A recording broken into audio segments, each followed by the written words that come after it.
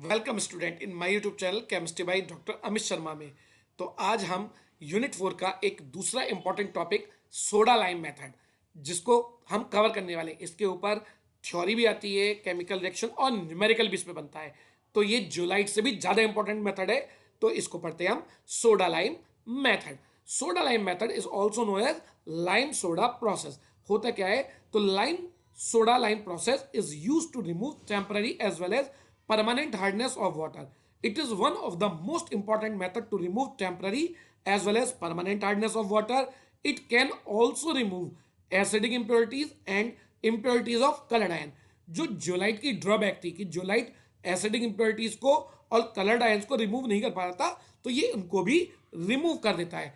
इस प्रोसेस में करना क्या होता है, in this method a suspension of lime milk का मतलब lime calcium hydroxide is added to water together with calculated amount of soda. Soda means sodium carbonate solution.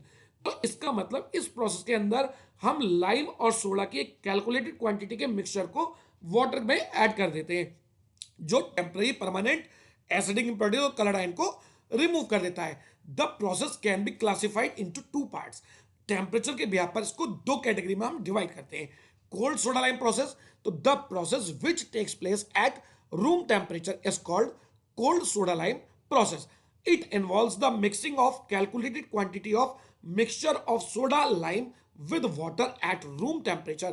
It means at 25 degree Celsius. तो जब हम पानी के अंदर soda और lime की कैलकुलेटेड क्वांटिटी के मिक्सचर को रूम टेम्परेचर पर मिलाएंगे, तो उस प्रोसेस को बोलते हैं हम कोल्ड सोडा लाइम प्रोसेस। इस प्रोसेस की एक एडवांटेज है कि इसमें फ्यूल कंजप्शन या इलेक्ट्रिसिटी कंजप्शन कम होता है, क्योंकि रिएक्शन को हम रूम टेम्परेचर पर करा रहे हैं। बट इसकी एक ड्रॉबैक है कि ये प्रोसेस थोड़ा स्लो होता है। In hot soda lime process, the process which takes place at high temperature, it mean 80 to 150 degree Celsius, is called hot soda lime process.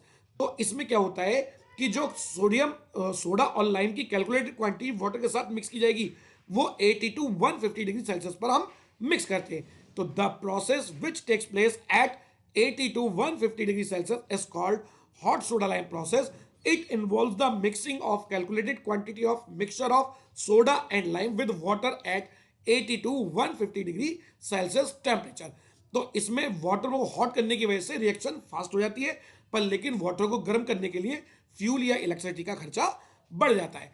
तो इससे भी इंपॉर्टेंट पार्ट आता है इसकी केमिकल रिएक्शन, क्योंकि केमिकल रिएक्शन की थोड़ी टिपिकल हो जाती है जोलाइट से, क्योंकि कहीं लाइम की रिएक्शन होगी, कहीं सोडा की रिएक्शन होगी, कहीं लाइम और सोडा दोनों यूज होंगे। तो उनको समझने से पहले हम इसको डायग्राम को क्लासिफाई करेंगे, फिर इनकी केमिकल रिएक्शन समझेंगे, जो बहुत ही इंपॉर्टेंट पार्ट है। तो इसके डायग्राम में भी बिल्कुल सेम जैसा आपने जोलाइट में एक कंटेनर लिया था, सेम कंटेनर आपने यहां लिया हुआ है, बट इसके सेंटर में हमने एक पाइप लगाया हुआ है। इस पाइप के अंदर से हम एक तरफ से तो सोडा और लाइम और कोगुलेंट का मतलब सोडियम मेटालुमिनेट या आयरन सल्फेट हेप्टाहाइड्रेट का मिक्सचर इसके अंदर डालते हैं कैलकुलेटेड क्वांटिटी, और दूसरी तरफ से रॉ वाटर या हार्ड वाटर को फीड करते हैं। तो यहाँ पे एक स्ट्रेयर लगा हुआ है, इलेक्ट्रिक स्ट्रेयर, जो क्या काम करेगा, मोटर से घूमता रहेगा और इन सबको मिक्स करने का काम करेगा। तो जब ये वाटर के साथ मिक्स होंगी तो दोनों में केमिकल रिएक्शन होगी और टेम्परेरी और परमानेंट हार्डनेस रिमूव होकर कैल्शियम कार्बोनेट की फॉर्म में और साथ में किसकी फॉर्म में, मैग्नीशियम हाइड्रोक्साइड की फॉर्म में नीचे बैठ जाएंगी। मैग्नीशियम हाइड्रोक्साइड का फॉर्मूला MgOH का होल ट्वाइस, तो वो आप करेक्ट कर लें, डायग्राम में नहीं कर पाया हूं मैं।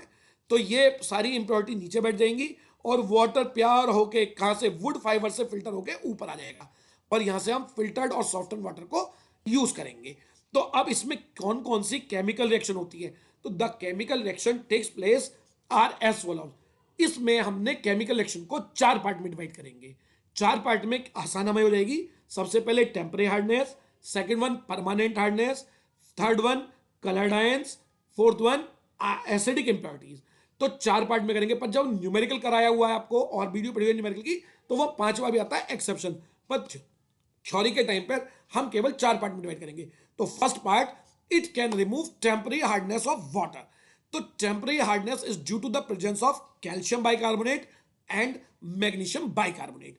तो कैल्शियम बाइकार्बोनेट और मैग्नीशियम बाइकार्बोनेट को जब भी हम लाइम और सोडा के मिक्सचर से रिएक्ट कराएंगे, तो किससे ज्यादा फीजिबल रिएक्शन होगी, लाइम से या सोडा से, तो उसी को बोलते हैं हम किसकी रिक्वायरमेंट होगी। तो calcium bicarbonate reacts with lime, also magnesium bicarbonate reacts with 2 mole of lime. तो यहां पे ये बात रखने की, ध्यान रखने वाली बात है कि temporary hardness of calcium bicarbonate and magnesium bicarbonate both are removed by lime. तो a one by one reaction दिखाता हूं। Calcium bicarbonate on reaction with lime, calcium hydroxide is converted into calcium carbonate जो insoluble होता है and water. इसका मतलब calcium bicarbonate को completely remove करने के लिए केवल 1 मोल लाइम की जरूरत पड़ी, तो इसलिए हमने लिख दिया लाइम रिक्वायर्ड।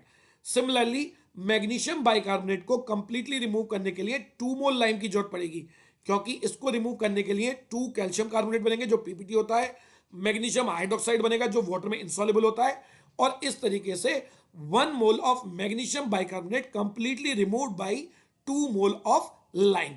तो यहां पे हमने कर दिया 2 लाइम रिक्वायर्ड।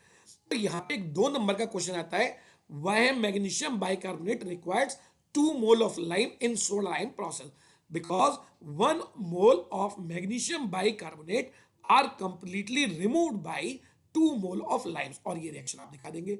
तो इसके बाद सेकंड पार्ट हम पढ़ेंगे, it can remove permanent hardness of water. तो सेकंड पार्ट जो परमानेंट हार्डनेस का है, इसको भी हम फर्दर 2 पार्ट में डिवाइड करेंगे, कैल्शियम की परमानेंट हार्डनेस, मैग्नीशियम की परमानेंट। तो आपको मालूम है परमानेंट हार्डनेस किसकी वजह से होती है, calcium chloride, calcium sulphate, calcium nitrate और कैल्शियम आयन।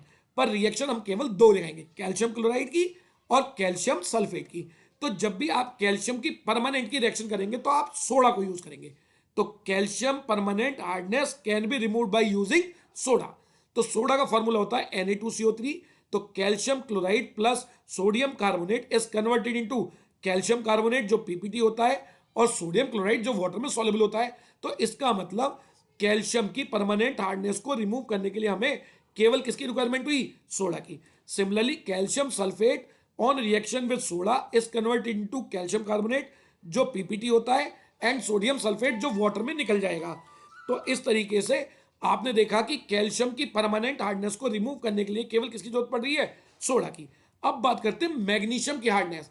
जब भी आप मैग्नीशियम की परमानेंट की बात करोगे तो उसकी शुरुआत लाइम से करेंगे, पर वो खत्म सोडा पे होगी, क्योंकि बाई प्रोडक्ट जो बनेगा वो भी हार्डनेस होगी।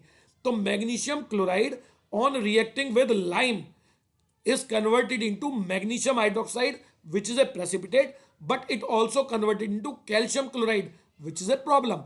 तो ये प्रॉब्लम तो अभी आपने ऊपर देखी है कि इसको रिमूव करने के लिए सोडा की जरूरत पड़ेगी, क्योंकि ये प्रॉब्लम पहले से नहीं है, ये मैग्नीशियम क्लोराइड की लाइम से रिएक्शन करने से बनी है।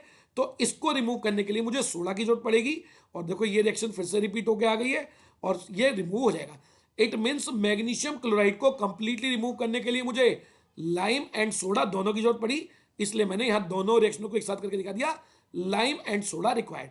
इट मींस मैग्नीशियम की permanent hardness, whether it is magnesium ion, magnesium chloride, magnesium sulphate और magnesium nitrate, it requires lime and soda both. तो मैग्नीशियम सल्फेट की भी लाइम से करके दिखा देते हैं। तो एक तो ये मैग्नीशियम हाइड्रोक्साइड का पीपीटी बनेगा और दूसरा बनेगा कैल्शियम का सल्फेट जो एक प्रॉब्लम है। ये देखो रिएक्शन ऊपर इससे कैल्शियम सल्फेट की। तो कैल्शियम सल्फेट को रिमूव करने के लिए हमें सोडा की जरूरत पड़ेगी। इट मींस तो कंप्लीटली मैग्नीशियम सल्फेट को रिमूव करने के लिए 1 मोल लाइम एंड 1 मोल सोडा की हमें जरूरत पड़ी। तो यहां लिख दिया लाइम एंड सोडा रिक्वायर्ड। इसके बाद हम तीसरा पार्ट पढ़ेंगे। तीसरा पार्ट क्या है कि it can remove impurities of coloured ions. अब कलर्ड आयन की इंप्योरिटी आयरन और एल्यूमिनियम के सॉल्ट की होती है। तो इनको भी हम लाइम से शुरुआत करेंगे और सोडा पे खत्म होगी, यानी कि ये भी लाइम और सोडा दोनों की यूज होंगी। तो iron sulphate on reaction with calcium hydroxide means lime converted into calcium sulphate जो प्रॉब्लम है एंड आयरन हाइड्रोक्साइड जो पीपीटी होता है। अब इसको रिमूव करने के लिए, क्योंकि आपको कैल्शियम सल्फेट मिला, तो कैल्शियम सल्फेट को रिमूव करने के लिए फिर से सोडा यूज किया जो आप पहले भी रिएक्शन कर चुके हैं, अब ये रिमूव हो गई। इट मींस आयरन की इंप्योरिटी को रिमूव करने के लिए आपको लाइम की भी जरूरत पड़ी और सोडा की भी जरूरत पड़ती है। फिर इसी तरीके से हम एल्यूमिनियम सल्फेट की इंप्योरिटी लेते हैं, Al2SO4 का ऑल्थराइज on reacting with lime is converted into calcium sulphate जो प्रॉब्लम होती है और एल्यूमिनियम हाइड्रोक्साइड जो पीपीटी होता है। तो इस कैल्शियम सल्फेट को रिमूव करने के लिए हमें क्या चाहिए, या सोडा। तो इसका मतलब इसे एल्यूमिनियम सल्फेट को कंप्लीटली रिमूव करने के लिए लाइम की भी रिक्वायरमेंट हुई और सोडा। तो तीसरे पार्ट में हमने पढ़ा कि impurities of coloured ions, it means iron impurities and aluminium salts are removed by lime as well as soda, दोनों की रिक्वायरमेंट होगी। नेक्स्ट बात करते हैं हम एसिडिक इंप्योरिटीज। तो it can also remove acidic impurities and soluble impurities of carbon dioxide and H2S। तो सबसे पहले एसिडिक इंप्योरिटी H पॉजिटिव की हो सकती है, HCl की हो सकती है, H2SO4 की हो सकती है। तो इन्हें रिमूव करने के लिए लाइम और सोडा दोनों की जरूरत पड़ेगी। पर लेकिन कार्बन डाइऑक्साइड और H2S को रिमूव करने के लिए केवल और केवल लाइम की जरूरत पड़ेगी। तो पहले हम बात करते हैं HCl और H2SO4। तो HCl on reaction with lime is converted into calcium chloride, जो एक प्रॉब्लम है। बट लेकिन इस कैल्शियम क्लोराइड को रिमूव करने के लिए आपको सोडा की जरूरत पड़ेगी। अब ये कैल्शियम कार्बोनेट कन्वर्ट है, इट मींस HCl को कंप्लीटली रिमूव करने के लिए हमें यस लाइम एंड सोडा दोनों की जरूरत पड़ी। सिमिलरली H2SO4 को रिमूव करने के लिए लाइम से ट्रीटमेंट कराएंगे। जब लाइम से रिएक्ट करेंगे तो एक कैल्शियम सल्फेट बनेगा, जो एक प्रॉब्लम है। कैल्शियम सल्फेट को रिमूव करने के लिए हम सोडा से रिएक्ट करेंगे, जो कैल्शियम कार्बोनेट की फॉर्म में रिमूव हो जाएगा। इस मींस H2S को भी कंप्लीटली रिमूव करने के लिए लाइम और सोडा दोनों की जरूरत पड़ी। अब बात करते हैं कार्बन डाइऑक्साइड को रिमूव करने के लिए।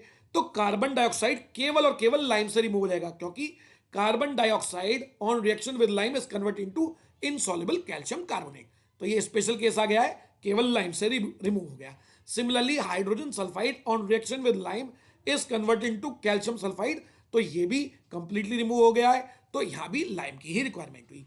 तो इस तरीके से हमने 4 पार्ट में इसकी रिएक्शन करी। First temporary hardness, calcium bicarbonate lime, magnesium bicarbonate 2 lime. उसके बाद परमानेंट हार्डनेस, कैल्शियम आयंस की, calcium chloride, calcium sulphate, calcium nitrate require soda. फिर मैग्नीशियम की permanent, magnesium ion, magnesium chloride, magnesium sulphate और magnesium nitrate, जिनमें से 2 reaction दिखाई है, तो लाइम भी और सोडा भी। उसके बाद तीसरा पार्ट करा हमने impurities of coloured ions of iron and aluminium salts required lime and soda both.